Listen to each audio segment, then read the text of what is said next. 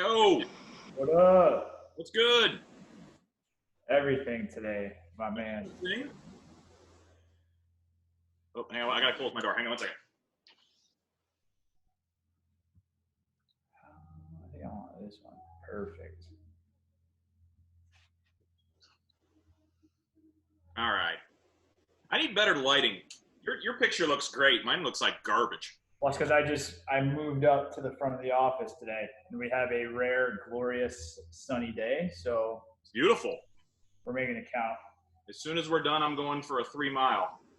Ooh, you recovered from the 5 miler yet, or I do 5 miles a day. That's the goal. got it? So I do five. I try to do 2.5 and 2.5, but yeah, yesterday was Sunday fun day, so it was just all the garbage yesterday, and I'm feeling it today. I am dragging ass today is what I'm doing. I almost dipped into that LOR vodka that I found. Where'd you find that? California Grill. Oh, in Vestal. Yep. Yep. Yep. We They were sitting. I was like, goodness. they were an early adopter. I remember that. Yep. Them Oh, being one of the first, the OGs, if you will. that's exactly right. That bottle is probably 4 years old. Maybe Seal, 5. the seal was still on it. I was gonna like buy it off him for $20 just to have it on. They probably would have loved to have you buy it. Yeah. Oh, that's so funny. I might go back. Oh, that's so funny. All right, so I'm gonna let you lead today. How about that? I'm down with it, man. Okay. So I was laughing to myself before we kind of kicked off. If people saw the amount of planning or lack thereof that goes into us coming up with this stuff, I think they'd be amazed. You're right, because you know what it is for me, it's opened my eyes to be more conscious is the word, about what's going on around me, Yep. and just observing things like when I'm at like the mall, or I'm at at a pizza shop or something. I'm just like looking around. I'm observing more, because it's weird.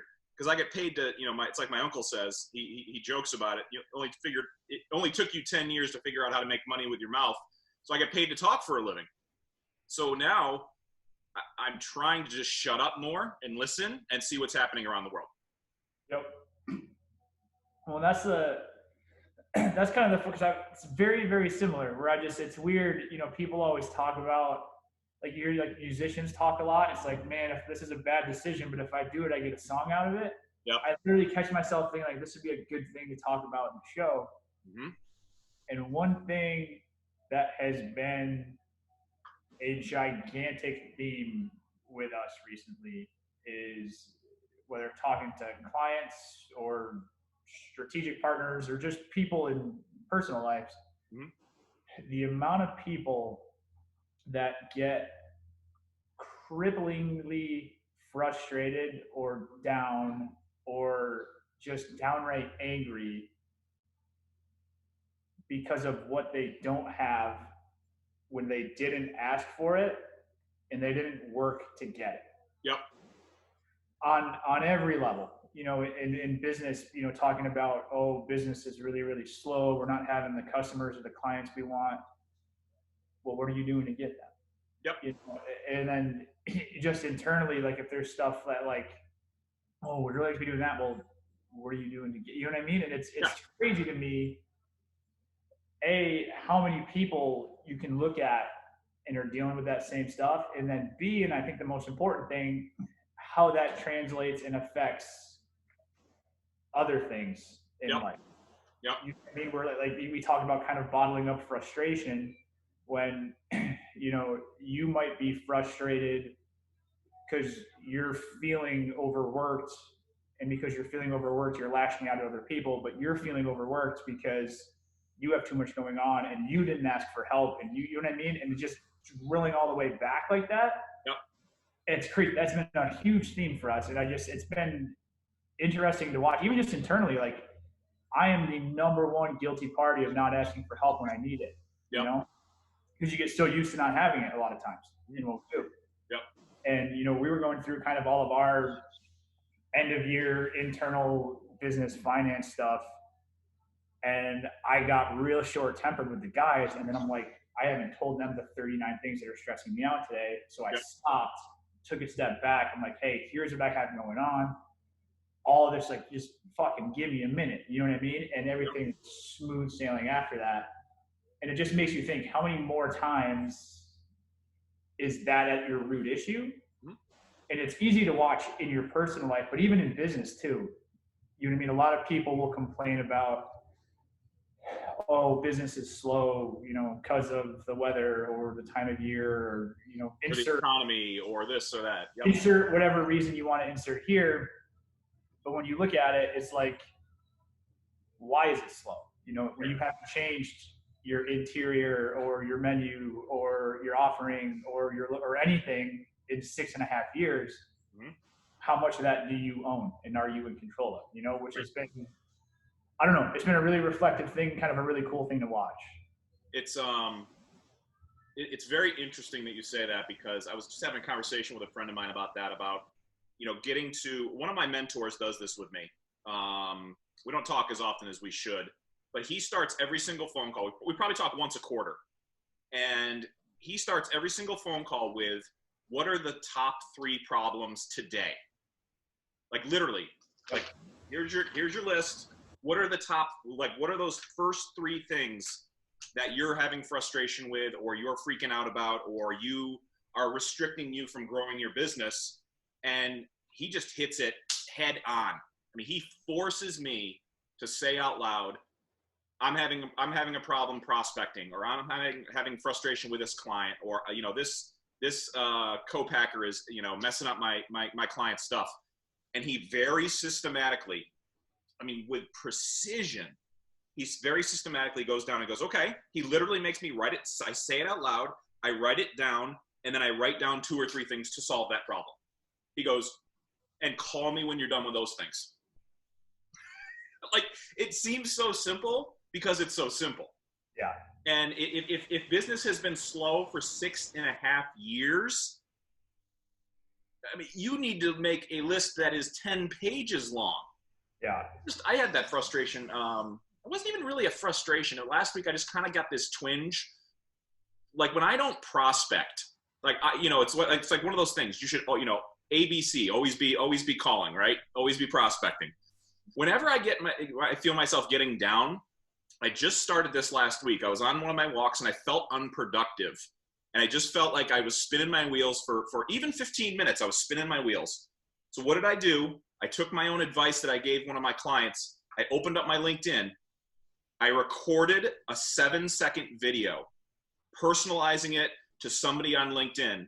And I forget the gentleman's name. I literally went to A on LinkedIn. And the first guy that I saw, I go, hey, I'm potentially looking for some new clients. Do you have anybody in your network? And as soon as I recorded 3 or 4 of those things, I immediately let my shoulders down. And I said, not only are you trying to do a good job for your current clients, you're trying to fill the funnel for future clients. So that would be the advice I would give to this business owner.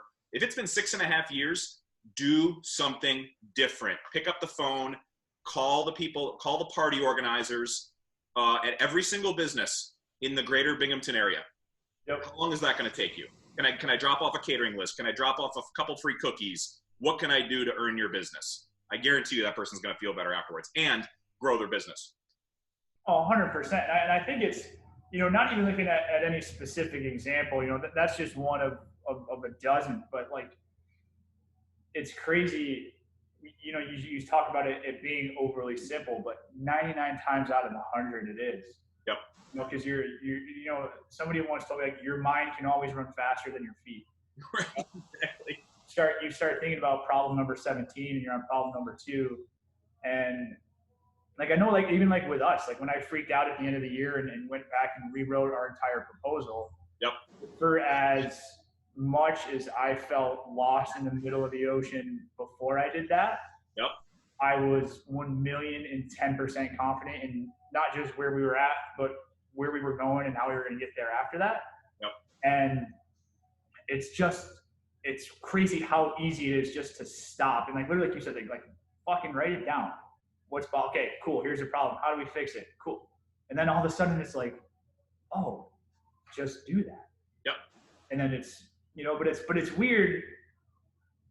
You still have to go do it. And I think that's the other disconnect. I know that there's a lot of people, in business or in life where we've been complaining about the same things for months, if not years. Yep. And there's just no action being taken to correct that. We're writing down the problems like crazy, right? Mm-hmm.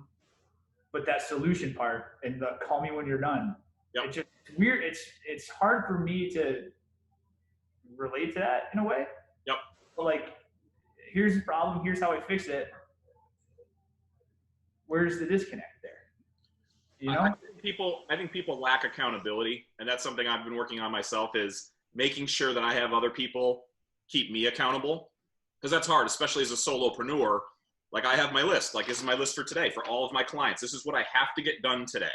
Yep. That's me keeping myself accountable for my clients. But it's like last week, when I asked you to call me out on getting my stupid HDMI cable up there so I could sit up there and edit videos, I did it. I called myself out because I needed to have that accountability. I think people are afraid. I think people are afraid of being held accountable because they're going to feel either weak or exposed or feel inadequate or something. I don't know what it is, but that's why I have that mentor, and that's why I continue to schedule that call with him, because I need him to say, what are Ben's top 3 problems today? Not yesterday, not tomorrow. What keeps you, and this is the term I use with my clients, what keeps you up when you get up and use the restroom at 3:30 in the morning? What is in your mind? I don't ever want, and that's why we try to strip those things away, because you need that time, you need that rest. And if you're worrying about something, or if you're worrying about that stuff, you're not going to rest, and then you're not going to bring your best the next day. And that's where it compounds, and that's where it gets really scary. 100%, and it's weird, and it's, I look at it, and that's where I look at kind of how I think that's why we've turned such a corner this year, because we've taken a step back from being the social media guys and taken a 2-foot leap into, let us be the marketing and strategy guys. Then, social media and all your digital marketing stuff, that's just the tools we use to go execute that. Yep. And it is night and day difference in the amount of success we have and how fast we have it. Mm-hmm. Because we used to just get directives from clients who, either just, they just don't have the time to invest in how do we have to communicate this in a way that'll work, and we would get it, that's not going to work. And then we would go post about it and run our target stuff, and it wouldn't work. And we'd all sit there but for us to sit down and say, hey, we have to do these 17 things before we put it out there and start promoting it. Yep.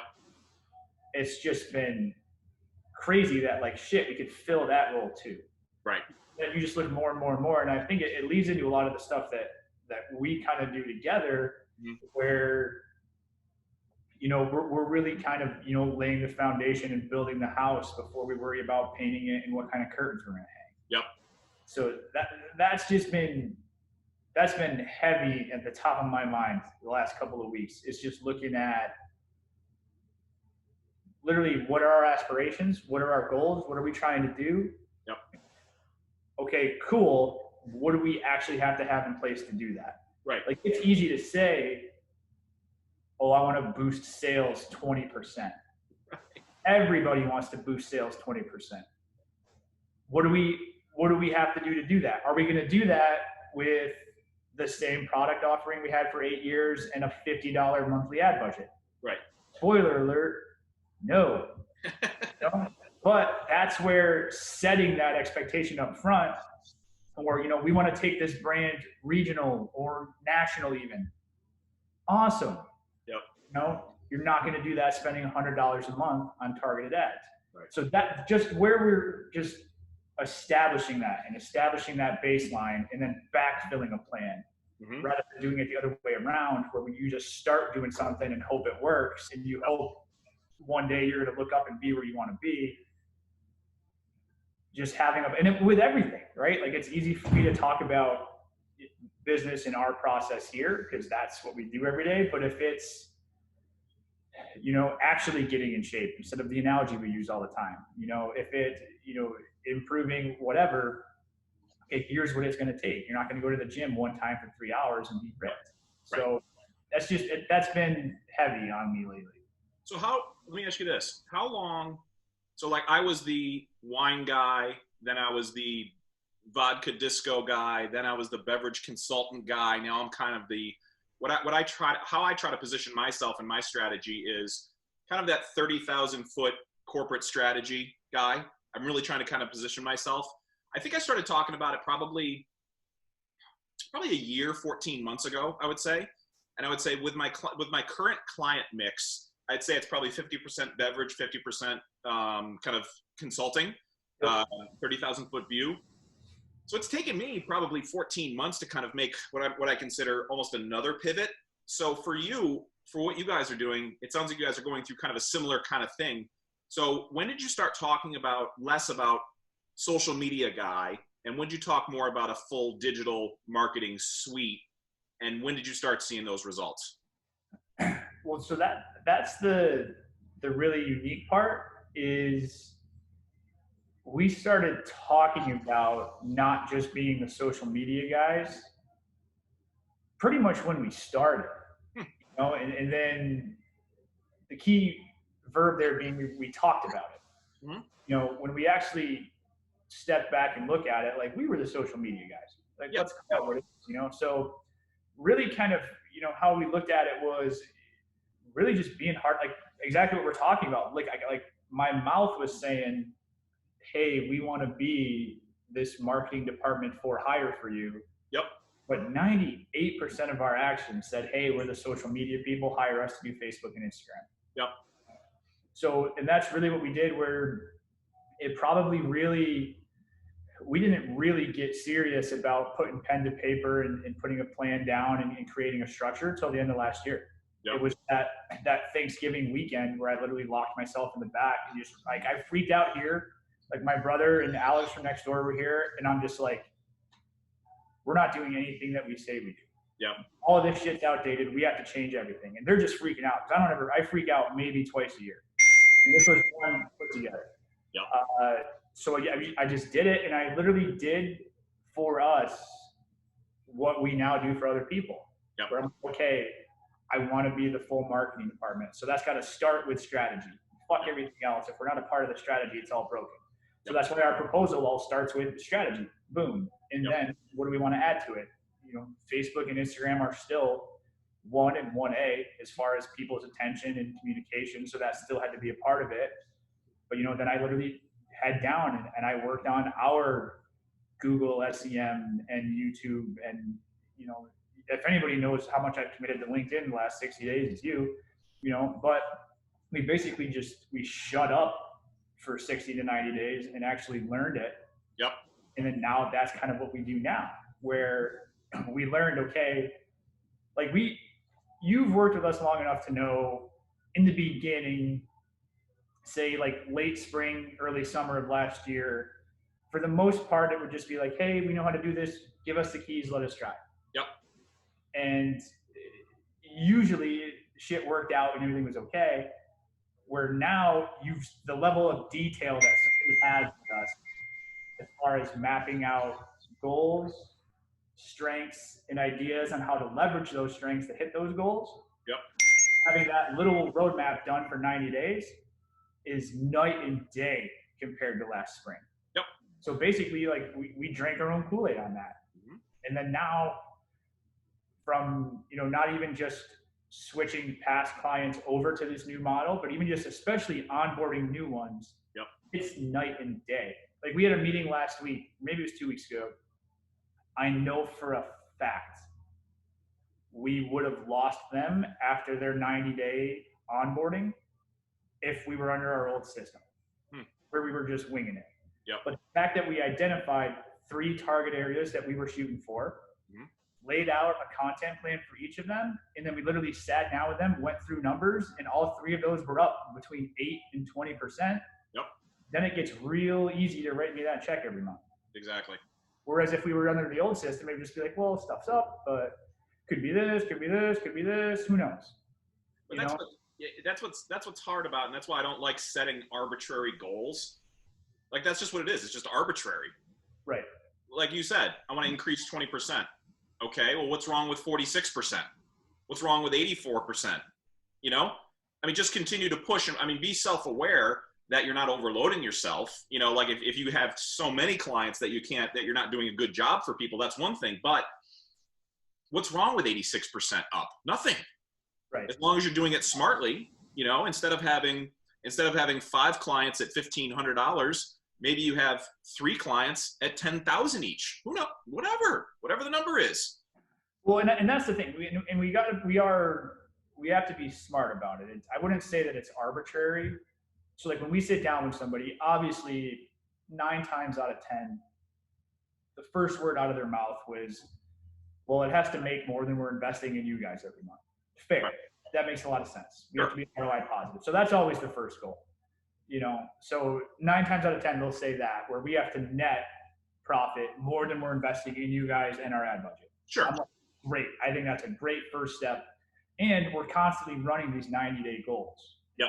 Where it's going to change, you know, and basically why we do that is 9 times out of 10 people are rational. 1 time out of 10, someone's like, I should make 7x what I'm investing in you guys. And I'm like, awesome, dude. If I could guarantee that, I'd be charging a hell of a lot more than I am. Was that person in the beverage industry? Just kidding.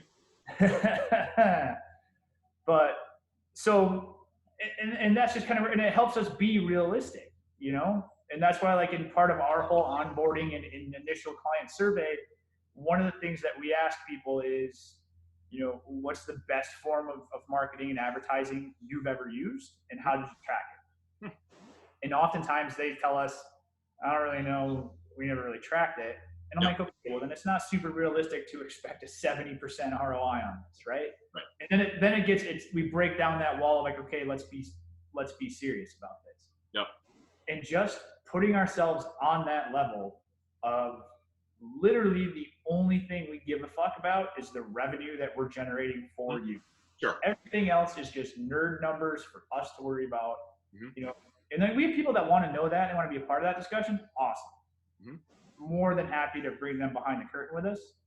But just from the get, making it about revenue, mm-hmm. shit that's going to help them pay their mortgage and, you know, buy their kids uniforms and whatever. Like, it's just completely changed the scope of all of our conversations. Mm-hmm. So it's been, and granted, we're also only 60 days into this. So we're super early, but everything just feels right. And all of the stress and anxiety and uncertainty that we had 6 months ago, and frustrations when we lost a client that we shouldn't have lost because we were delivering for them, but we never set that expectation and had that conversation. Yep. That's on us at that point. So being able to kind of identify that and fix that has been cool and yielding positive returns so far, I'll say. So if you wanted to learn a new skill, let's say you wanted to do, let me just pull an arbitrary, things I've been working on. If you wanted to do shoot, produce, edit, and polish short films, if you wanted to be a short filmmaker and you had, you wanted to sell that as a skill, teach other people how to be a short filmmaker, or shoot it for other people or for clients, how long do you think that would take you to learn, practice, produce content until you felt comfortable to create a sales deck under teaching other people how to do short films? I mean, that would be tough because I think in a lot of ways it's dependent on, so let's just say arbitrarily it's somebody whose talents are going to lend themselves to that. Yeah, of course. Yeah. Personally, I straight up don't have the talent or the patience for that. But hypothetically speaking, if I did, I mean, I think,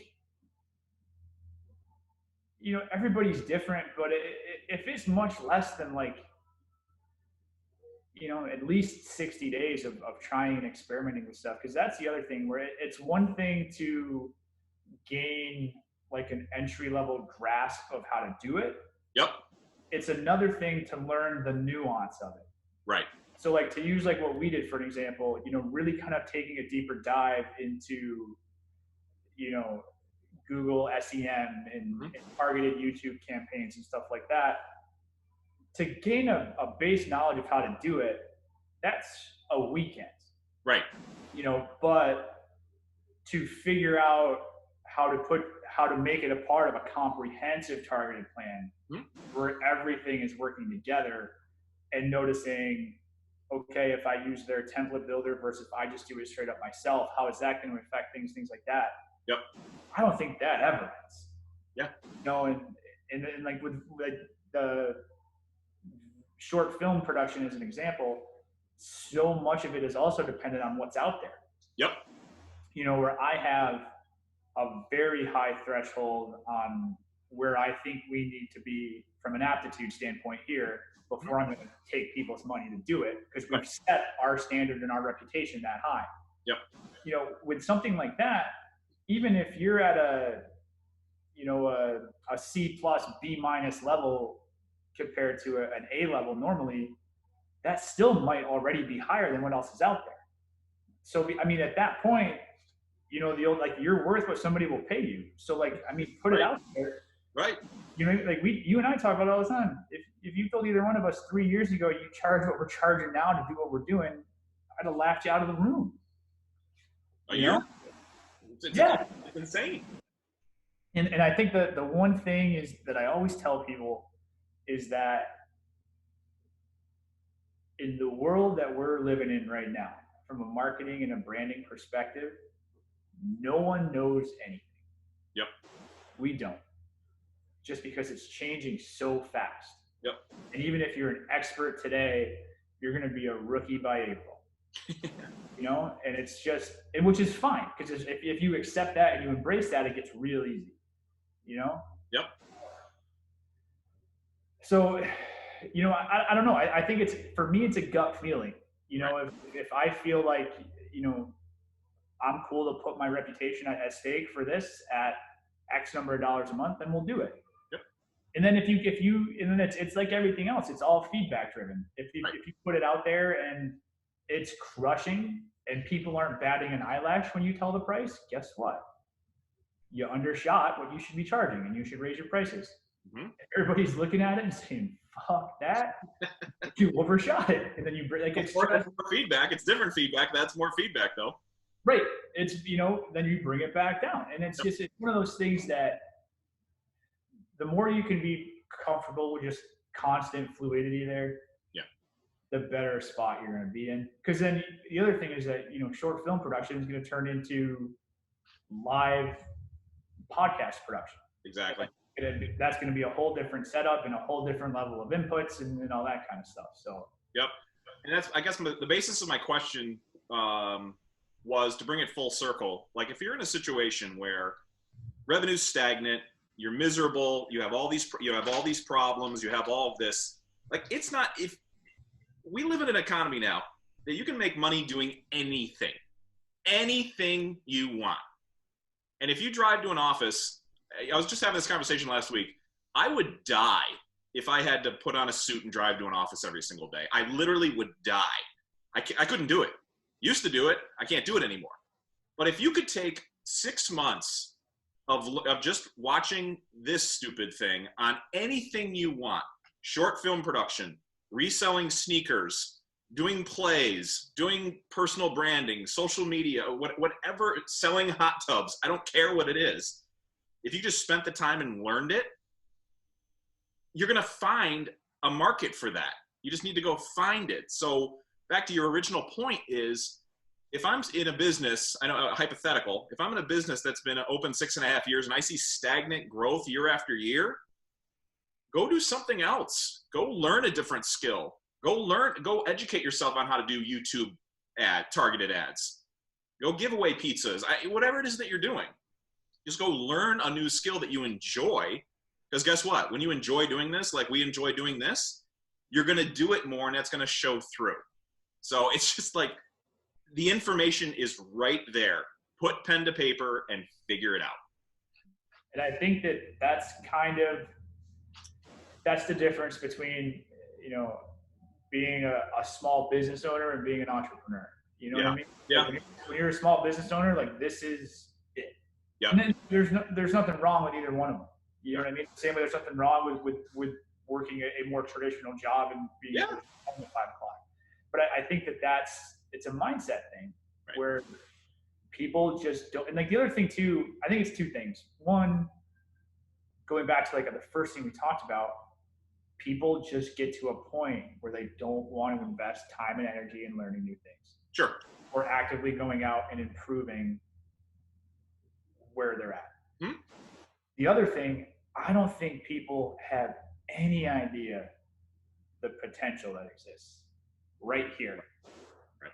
Do you know what I mean? Like, even just like we were having some conversations lately where 4 of the last 5 clients we've added have not been here. They've been in Rochester, or Hudson Valley, or wherever.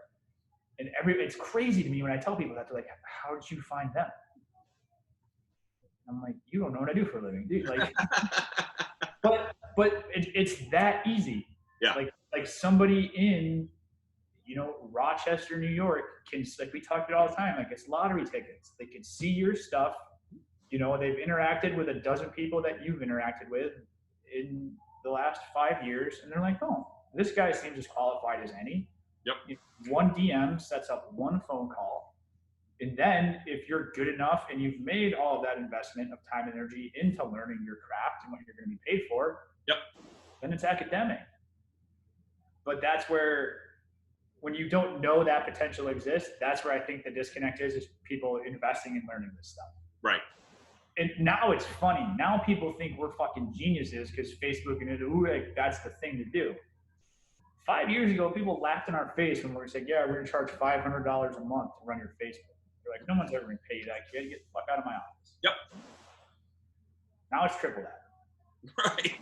How's it going? Like, and it's just, I think it's just genuinely not being aware of how much internet is just the wild, wild west right now. Yep. Like you look at you, like the amount of people that you work with in the amount of geographic areas and continents you do it on is absurd. Yep. If I didn't know you, I'd think you're full of shit because it's just on paper to a traditional set of eyes and ears, that's crazy. Yep. But yep. It's all right now. It is Australia, Seattle, Los Angeles, Chicago, Spain, New York City, and Toronto, Canada. You got like 80% of the world's time zones covered there. Yeah. That's crazy. And you know what it is? When I had a downtime, so I had 20 minutes yesterday. So I sat upstairs. Everybody was doing their own thing or skiing or whatever. So I had 20 minutes. I picked up my iPad. I went to LinkedIn. I sent 5 direct messages to people I've been following. You know, and it's just been dig your stuff. Love this article. What do you think about this? What's your opinion about that? Just jamming with people. Then when the time is right, or when my time is right, 5 DMs. I have three phone calls this week. It's time. Now is the time. So, but like you said, it's having that foresight 5 years ago that, oh, these kids on Facebook, that's where all the attention's going to be. So, but you're not resting on it. You're saying, wait a minute, LinkedIn is having its moment right now, or it's about to have its moment. YouTube is seeing a resurgence, based on everybody going to that platform. So you're not waiting for it to happen. You're just becoming an early adopter, getting really good at it. And then when the spotlight is on it, be like, yeah, I can do that too. You know how many awkward 15-year-old kids dance videos on TikTok we've watched in the last fucking 6 weeks? Absurd amount. Like, I feel weird about it. Yep. Also, watching people go from 0 to 600,000 followers. Didn't misspeak there. That's a 6, 2 zeros, a comma, and then 3 more zeros. 600,000 followers in 3 months. Yep. If we got people 600,000 real followers on Instagram in 3 months, we'd be fucking legends. But like, It's just happening. So it's figuring out, okay, how do we take that and help people sell more pizza or cars or prom dresses or, you know, anything that people want us to do? Like, that's where it has to be. Yep.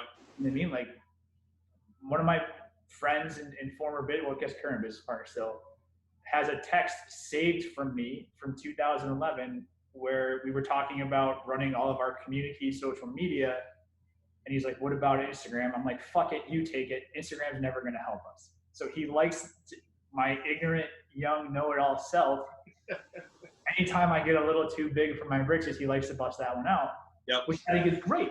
And it's because it's the one thing that we've learned. We're like, okay, you don't get to ignore stuff now. Right. You have to be present on all of them. And it's one of the reasons that we've changed so much of our stuff. And it's one of the reasons that we always will. Like, how are we going to sell shit on TikTok? I have no idea. But I know we're going to have to. Yep. You know, so it's just being aware and just, like you said, like, be the expert when the time gets here. I hope Simone or Klinkster see this because I just busted out. You know, Simone will see it. She watches it. I know. She's going to be a pod. That's what I have to get done this week. That's on my to-do list. I got to get the podcast done. I could see her. I could see her on the treadmill, listening and consuming. That's going to be her thing. All right. So last question for you. I get this question more than anything every single time. I'm stuck. I don't know what to post. My day is repetitive. It's the same thing over and over. I sit in an office or I walk the dogs or this. I'm stuck. I don't know what to post. What's your answer? First question is, well, what do you want to do? Right. You know, that's where it's not that people don't know what to post. It's that they don't have a plan. They don't have a goal. Once you have a plan and a goal, what to post gets very easy. That's where people fuck up. They want to just tell me what to post right now so I can just go. Yep. It's not that easy. Right. What do you want to do? What are you trying to sell or build a brand around? Who are you trying to build it? Like, these are all things that you got to ask yourself and be very intentional about it. Yep. But, you know, once you do that, it gets real easy. You know, like we have an insurance agent we just started working with. And we're just laying out their first 90 days right now. And we were up in Rochester last week for the launch meeting. And she's telling us all this stuff about our rates are competitive. We just got this. I'm like, cool. Here's the weird thing. If we even mention the words come buy insurance in the first 90 days, something went horribly wrong. Yep. And they look at you like you have 6 heads. Right. But then you go out and you build this plan and you literally take them and you put them in their potential customers' shoes. Mm-hmm. Nobody gives a shit what your rates are. If they're close, you're fine. Yep. And that's like one thing I told her. I'm like, people, I laugh every time I see insurance or like banks especially advertise what their rates are. Right. I'm like, do you realize 90% of people have no idea if that's good or bad? Absolutely. 2.9%. Is that high? Is that low? Could be either one. I would have no idea. And like the people that you're selling to are people that haven't done that yet, so they sure as hell don't know. Right. So that's where I just laugh. We're like, just like figure out who you need and just make yourself a part of their conversations. Good.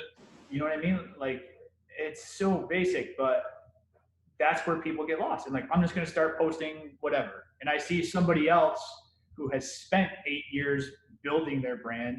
They posted about what they had for lunch today and they got 600 likes. So I'm going to do what they did. Right. Not that simple. You know, I'm sure there's people that look at your stuff and they're like, oh, like Ben's just showing his life, like taking the top off the Jeep or going skiing with the kids or going out to dinner. He gets a fuckload of likes. I just have to do that. Yeah. Once you go look what he did for the last 9 years and then it's crazy. It is. And that's what it is, you know, today, like I'm thinking about it today. It's like, it's a gorgeous day out. As soon as we're done here, I'm going out, I'm going to take a client call on the road. And that's going to be the picture, just the sun and the snow finally melting and us finally getting outside and the dogs walking and try to, you know, going to Myrtle Beach in 3 weeks, trying to get into swimsuit shape. It's like all that stuff. Yep. But it's going to be one picture, and this is what we're talking about. It's just the documentation. That's where, and I think that's where people get so freaked out about it is you don't have to create anything. You don't. This is just an eye into what you're already doing. That's what it is. I mean, that's the picture I literally just took was this, saying, here's my weekly kick in the ass that I need, you know, that I didn't think I needed. But guess what? I need it. But that is now part of the documentation. Here's what Adam and Ben are doing to better their own stuff so that, you know, they can eventually help other people do that too. That's what I tell people all the time. It's just a behind the scenes feature on literally what you do every day. That's exactly what it is. Exactly what it is. I think that's a good one to end on, my man. That felt good to me. That felt right. Good. All right. Well, I'm gonna hit episode 2 tonight. I'm gonna start editing that. I'll get it to you on. Did that Google Drive work for you? I haven't looked at it yet. I'm sure it did. Okay. I will continue to do Google Drive, and then I'm gonna download all the podcast apps that is on my agenda for today and tomorrow, because that's the part. I love the video content. I love the editing part of it. It's excellent. I think the podcast version is going to be a big piece of value. For the long form of it, without question. Yep. It's that. What does Gary Vee call? He calls it that passive consumption. That's something I can do cleaning out the garage. That's something I can do walking the dogs. That's something I can do wherever, whenever. Simone can listen to it in her hangover workouts this weekend. I hope she sees it. That'll be awesome. Let's leave that little Easter egg in there and see if she picks up on it. Let's see how good she is. It'll be a test. That'll be solid. All right, man. Appreciate you. Back at you, buddy. Talk to you soon. See ya.